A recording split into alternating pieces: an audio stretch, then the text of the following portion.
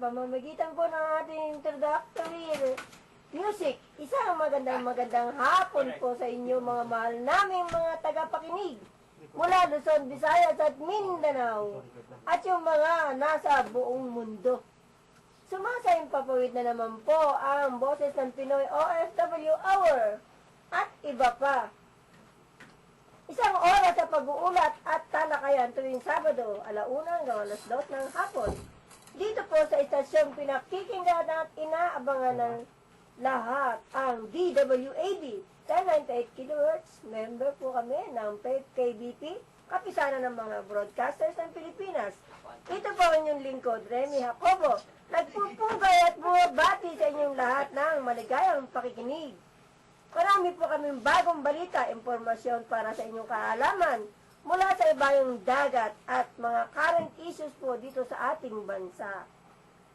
Bukas po ang aming programa sa mga suhestyon, opinion, reaksyon o komento, panawagan o anumang concern. Amin po kayong tutugunan dahil po nakalaan kaming makinig sa inyo sa aming serbisyo publiko.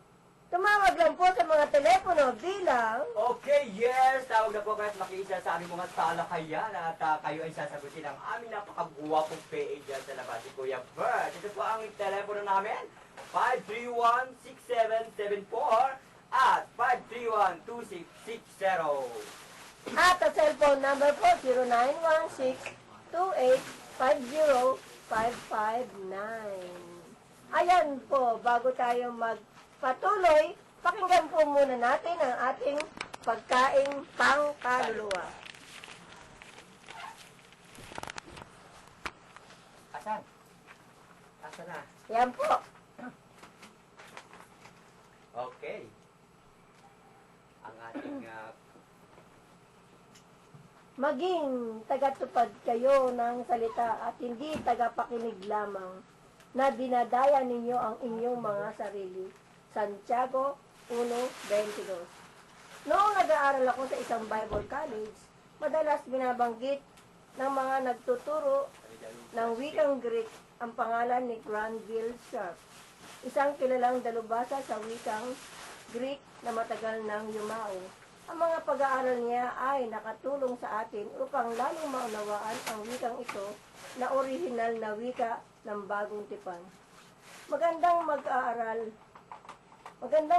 ng Biblia, pero hindi sapat kung hanggang pag-aaral lang ang gagawin natin. Sa Santiago 1:22 hanggang 24, hinamon tayo na isabuhay ang ating mga natutunan sa Biblia. Kung hindi natin ito gagawin, dinadaya natin ang ating sarili. Isang magandang halimbawa si Sharp na nagsasagawa ng mga natutunan sa Biblia. Hindi lang niya ito pinag-aaralan, pinamumuhay rin niya ito. Bukod sa pagiging dalubhasa sa wika ng Bagong Tipan, pinaglaban niya na maalis ang pang-aalipin sa Inglaterra. Ayon sa kanya, kung hahayaan ito, para nating inaalipin.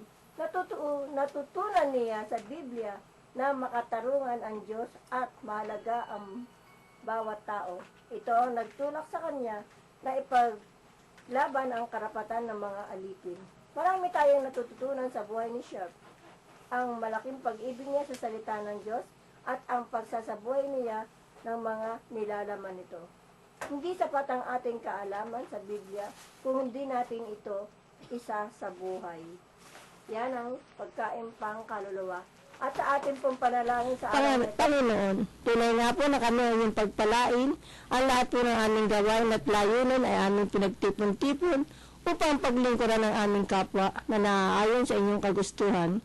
Ingatan niyo po kami at basbasan, lalo na po ang aming programang Boses ng Pinoy OFW at ang lahat ng bumubuo ng programang ito, ang Kabalikat Mediacom, ang mga kasama namin po rito, ang Rima Foundation, si Lollipop, si Kabert Ipurong, si Camila at ang kanyang mga guests, at ang aming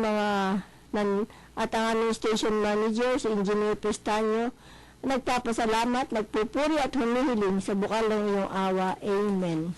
Amen and amen. Amen! Praise the Lord! Hallelujah! At sa ating pagpapatuloy, pakikilala ko muna po ang ating mga kasama dito ngayon. Unahin po muna natin si Loli po. Okay, yes! Magandang hapon po sa inyong lahat. Welcome naman po sa Bayaning OFW at iba pa. Yes, dyan lang po kayo. Tutok lang po kayo. Isang oras namin pagtatangal. Sino man kayo, ano man ang ginagawa dyan sa oras na ito. Kami magsisilbing dessert. Ayan, dyan lang po kayo. At marami kaming mga talakayan ngayon hapon dito. Grabe, kita ko sa YouTube. Artista yata. At susunod po magpapakilala si Camila Rima Foundation. Magandang tanghali po, si Camille Nabitenya Cipriano po. Ito po yung aming kasama na member, si Tita Mat. Ganda ng pili. Magandang tanghali po. Ako po si Matalis Asuncion ng Rimas Foundation. Parang ang yaman-yaman mo. Di ba? Ako po si Helen Daniels, member po ni Rima. Okay. Yan, mga guest po natin yan. At ayun sa ating kabalikat video ko, si Dante Hazareno. Miss kita, Kuya Dante. Yun, magandang hapon. Miss Tita Lollipop. Ang Magandang ganda hapon po, sa ah. ating napakinig dito po sa DWAD 10.98 kHz sa boses ng OFW. Kompleto. Ito po si Dante Hazareno. Magandang hapon. At yan si Chris. Talent-talent ng gwapo-gwapo. Apa ko na siya. Yung ating mga kasama dito, technician, at saka yung ating tawag sa'yo. Oo. Saka Camille. ang ating Kabit. ang ating official photographer sa YouTube. At si Kabit. Ayan. Yung ating chief reporter. Pasensya na, nasa labas lagi ako kasi Ang kagandahan mo. ito naman si Lollipop, linilito. Pero at least, di ba? Paliwanag na nga, di bisita ng Rima Foundation. At mapapaliwanag sa inyo ng kabuhayan nata ito. Yan. Yan po ang sumasagot sa telepono namin, si Cabert Ipuro. Chief reporter na PA. Yes! Ay, at sa ating pagpapatuloy ay, ayan, marami tayong mga bisita ngayon. Nagpapaliwanag po sa inyo tungkol sa Rima Oo Foundation. nga, ngayon nandito. Marami kami. po mga nagpapa-members dito. Correct. Ay, yung iba po, kung hindi pa nakakapunta, ay pumunta lang po dito sa himpilang Tama. DWAD. Yes. Yan, sa ating pagpapatuloy, The ball rolling. ang ating muna mga balita. Yan. Ang DFA suko na sa repatriation ng OFW sa Syria.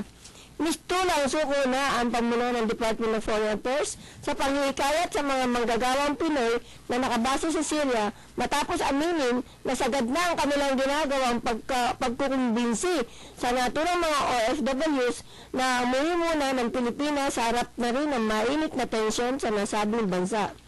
Ayon kay Foreign Affairs, Yusek Rafael Segis, ginawa na nila lahat ang paraan para makumbinsi ang mga OFW na sumailalim sa repatriation program ng pamahalaan. Subalit halos nauwi lamang umano sa wala ang kanilang trabaho.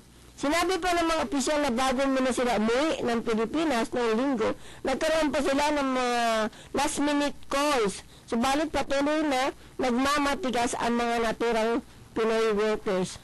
Sa ngayon, ay may tinatayang nasa 2,000 mga Pinoy na ang naiwan sa Libya. Aminado naman si Segis na mananatili pa rin delikado ang sitwasyon sa Libya habang wala pang konkretong gobyernong namamahala doon. Kaugnay naman ang ulat sa pag-uwi na rin sa bansa ni Philippine Ambassador to Libya, Alejandrino Vicente, tiniyak naman ni Segis na may naatasan ng in charge ang DFA para tutukan ng seguridad at kapakanan ng mga Pinoy doon. Yan po ang isang balitang OFW. Yan. Meron tayong pagbabasa kay Ito pa rin, ito mga balita pa rin, OFW, mga balitang ibayong dagat. Ayan. Okay, OFW, dinaban sa Afghanistan at Iraq. Labor and Employment Secretary Rosalinda Dimapiles na siya ring chairman ng Philippine Overseas Employment Administration Governing Board na ipinasya ng board na pulong noong September 2 sa pansamantalang alisin ang ban sa pagpapadala ng overseas workers sa Iraq at Afghanistan dahil sa paggaganda o paganda ng peace and order sa nasabing mga bansa. Sa ilalim ng resolusyon number 05 series of 2011 na pag-alaman na pinapayagan ng PUAA ang lahat ng mga kontrata sa Iraq at Afghanistan at sa lahat ng American military camp and facilities na tapusin ang kanilang kontrata. Nabatid na rin sa pwede rin bigyan ng extension ang nasabing mga kontrata o pwedeng baguhin kaagad sa nasabing lugar o pinapayagan din ang mga matatapos ang kontrata na magde-develop bago umuwi ng Pilipinas. Yan po ang ulat ni Ray Salaw, binasa po ni Lollipop. Yan! Isa pa po. Meron muna tayong tawag sa labas. Galing po Okay, dyan. ang ating field reporter, pasok. Sa line 2. Sino ba yan? Edmond. Ako yung Edmond, pasok! Ay, nawala. Tilaok lang ng manok ang narinig ko, ah. Sa line 1 muna tayo. Line 1. Si Chairman Patricio Florencio. Ay, Chairman! Hello. Pasok. Magandang hapon sa inyo. Pagpalain kayo ng Panginoon Diyos. Salamat po. Good afternoon po. At rin binabati ko lang ang mga empleyado sa OSCA. Yes, At sa apo. City Hall. Senior Citizen Support. Na napakababait nila. At saka nagpapasalamat din sa tawag niyo sa PCSO. Pagtulong sa mga senior citizen na ngayon mayroon ng mga gamot. Thank you po. Nagkaroon ng accomplishment yung ating panawagan sa PCSO. Thank you po. Kay Ma'am Margie Rico. Salamat po. Palakpakan natin. Lollipop. Yes, palakpakan natin. Greg, congratulations po sa magandang gawain nyo. Sa kanya Sister Eli Fabian Arellano sa Senior Citizen Affairs sa City of Manila. Yes. Papasalamat kay Lilia Pilado, kaki ang kanilang OIC na si Rose and Race, kasi Hay de la Fuente, napakababait po nila. Maraming tinutulungan sila sa tungkol sa mga senior citizen. Ako po ang inyong kapatid na presidente ng Migyacum sa Tondo Satos, Florencio Patricio. Nagpapasalamat pa ako sa inyong Ate Rose sa pagtulong niyo sa amin sa PCSO. Yes. Remy ako, no? Remy, no? Talaga Ready ako, boss. Chairman. Ano po? Maraming salamat po sa inyo. Meron na kayo. Salamat po ate. Okay, sige. At thank you din po kay Sir Jay De La Fuente ng MDSW. Yes. Yan, sa line 2 naman, si Edmund. Kuya Edmond, pasok. Wala pa rin. O, nawawala pa rin. Go. Pasok ka na lang uli. Yan, marami tayong mga ano dito, mga ka-Facebook. Andiyan po, mamaya babasahin natin yung iba. Yan, mamaya tatawag na daw yan mamaya si Edmond. Edmund. Yan. Kaya mag-ingat sa pag-apply. 1,000 nurse lang ang kailangan sa Saudi. Hindi po 10,000. Ayon sa DOLE. Yes. Maring pinabulaanan ngayon ni Labor Secretary Rosalina Baldos ang napabalita na may 10,000 medical jobs na bakante sa Saudi Arabia. Binigyan linaw ni Baldos na 1,000 medical jobs lang ang bakante sa Saudi Arabia at hindi 10,000. Ayon kay Baldos, karamihan sa mga ito pagpipilian lang ang magiging manpower resource sa ilang panahon bago tuluyang ma-hire. Pero nilinaw naman ni Baldos na bagamat nasa website ng Philippine Overseas Employment Administration, POEA, ang LBS Recruitment Solution, ito-double check pa rin ng kanyang ahensya ang nasabing job openings para makasiguro ang taong bayan. Magugunita na nasa website ng POEA ang anunsyo ng 10,000 nurses, medical health workers in demand sa Saudi. Yes. Arabia. Hindi po 10,000 ha. Oo. 1,000 lang. 1,000 lang po ang kailangan. Baka maloko na naman kayo ah. Diyan. Ito, isa na lang. Meron pa ba sa line? Yes. Line 1. Si Edmond. Pasok. Edmond. Ayan na, si Papa Edmond. Hello, Go. hello, magandang hapon na kasama Remy at ating mga lollipop. Correct! Ang ganda nga din sa'yo. Ang ganda mo pala. Ay, oo, nagkita tayo ah. Oo, May balita ako. Hello. May balita ako tungkol sa edukasyon to sa DepEd. yes. September 5 to October 5 ay dineklara ng DepEd na Teachers Month sa buong bansa.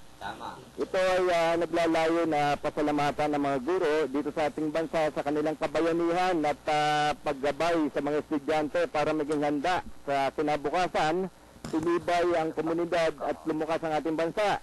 Ang October 5 naman ay ang World Teachers Day.